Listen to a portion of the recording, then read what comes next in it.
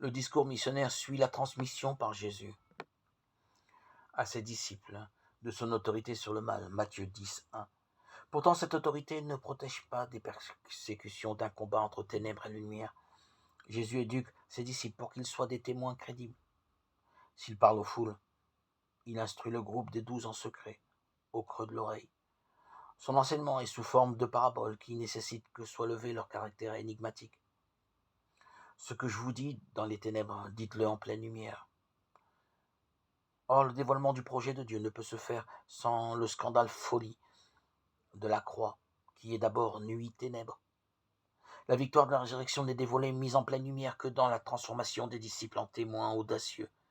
De même que l'obéissance de Jésus face à la passion témoigne de sa confiance et de son offrande au Père.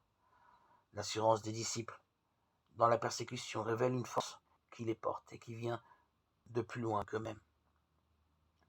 Comme pour Jonathan victorieux des Philistins, agir avec et par Dieu est source de confiance.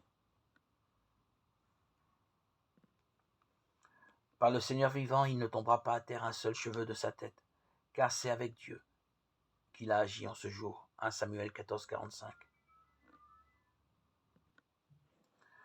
Le Christ achève cet enseignement en éclairant la raison de cette indéfectible assurance. L'union devant le Père des cieux, entre lui-même et ses disciples, comme elle existe entre le Maître et ceux de sa maison. Matthieu 10, 25.